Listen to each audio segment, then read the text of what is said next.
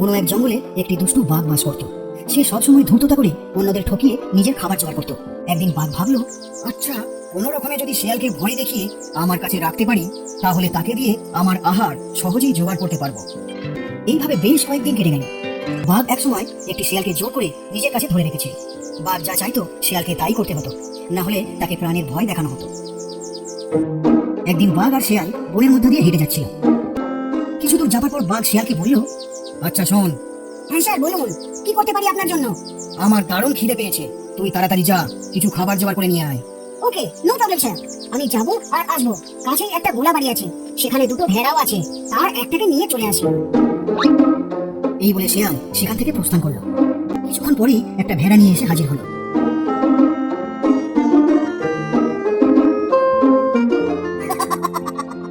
এই নিন স্যার, আপনার খাবার রেডি, আপনি আনন্দ করে খেতে থাকুন, আমি আমার খাবার জোগাড় করি।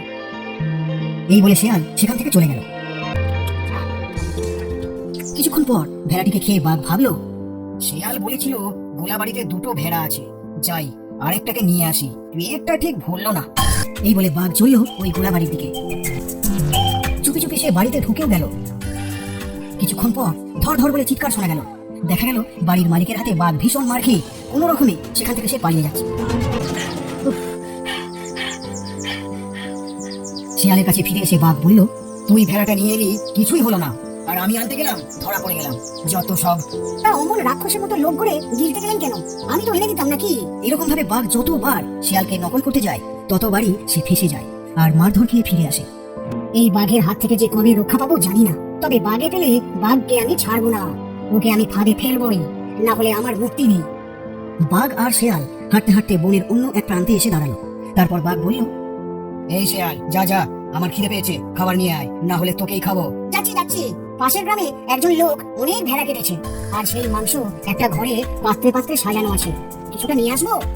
না, এবারে আমি তোকে একা যেতে দেবো না, তুই কিভাবে চুরি করিস আমি জানতে চাই, তাই আমিও তোর সাথে যাব। কিন্তু তা কি করে হয় স্যার? আমি তো বললাম আমি এনে দেবো, তাহলে কেন? তোকে যা বললাম সেটাই কর, আমাকে নিয়ে চল। ওকে, চলুন স্যার। এই বলে বাঘ আর শিয়াল ওই গ্রামের দিকে চলতে লাগলো। অবশেষে তারা ওই ঘরটির সামনে এসে দাঁড়ালো। ঘরের একটি মাত্র সরু জানালা খোলা ছিল। সেখান দিয়ে তারা ঘরে প্রবেশ করল। তারপর আনন্দের সাথে মাংস খেতে লাগলো। শিয়াল মাঝে মাঝে জানালার কাছে গিয়ে উঁকি মেরে দেখে কেউ আসছে কিনা, আর জানালা দিয়ে বেরিয়ে দেখে নেয় মাংস খেয়ে তার পেট ফুলে যাচ্ছে কিনা। তারপর আবার ফিরে এসে মাংস খেতে শুরু করে।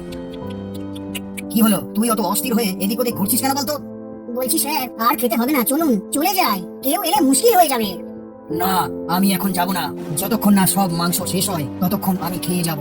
এরপর শিয়াল খাওয়া বন্ধ করে চুপচাপ দাঁড়িয়ে রইল, আর বাঘ মনের আনন্দে মাংস খেতে লাগলো। তার পেট ফুলে ভোর হয়ে গেল। কিছুক্ষণ পর শব্দ পেয়ে চাষা এসে ঘরে ঢুকলো। সাথে সাথে শিয়াল এক লাফে জানালা দিয়ে বেরিয়ে পালালো। বাঘ ও চাষাকে দেখে ওই জানালা দিয়ে পালাবার চেষ্টা করলো, কিন্তু মাংস খেয়ে বাঘের পেট এমন ফুলে গেছে যে সেখান থেকে সে বেরোতেই পারে। তারপর চাষার লাঠির আঘাতে বাঘ মারা গেল।